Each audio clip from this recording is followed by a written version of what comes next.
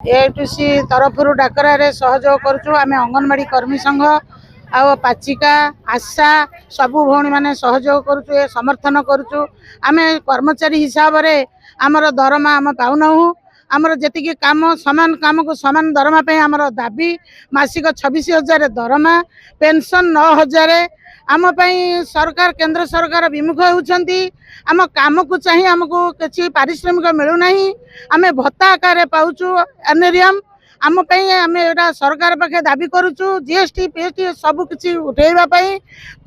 गरीब श्रेणी लोक मानकर उपरे बहु प्रभाव पड़ुची कुप्रभाव पड़ुची दरदाम वृद्धि होउची जहाँ सरकार दौरान सेटा ठीक समय पालन करूना मंडी रे लोक मैंने हंतसंत होती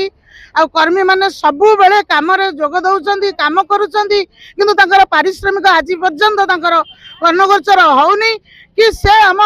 पारिश्रमिक मूल्य परिश्रम मूल्य बुझुना ना पारिश्रमिक दौना। आज सारा देश रे 10टी केंद्रीय ट्रेड यूनियन एवं स्वाधीन फेडरेशन आनुकूल्य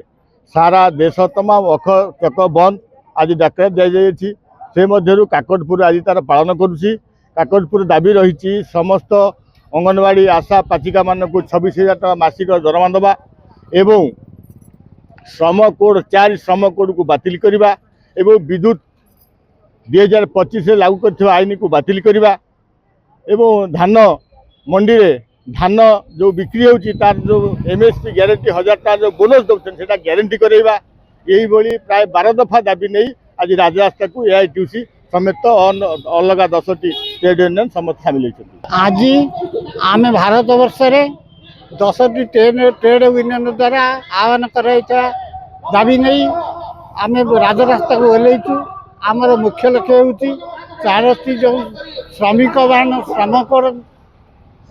सरकार लागू कर बातिल करवा देश दरदाम को नियंत्रण करवा लोक विशेषकर लक्ष लक्ष पदवी खाली पड़ा बेले जो नुआ ठिका निजुक्ति से आरंभ कर सर्वनिम्न मजूरी देना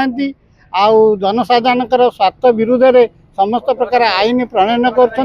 निजर दरमा वृद्धि कला बेले साधारण जनतार स्वार्थ प्रति आखिबुझी देइछंती आशा अंगनवाड़ी पाचिका सहायिका मानकर सर्वनिम्न मजूरी देना तेणु से मासिक 26,000 टका देवा सर्वनिम्न पेंशन 9,000 टका करवा काम कर अधिकार को मौलिक अधिकार रूप सब्यस्त करवा आदि अनेक दाबी नहीं आम आज राजरास्ता को ओह्लैछु।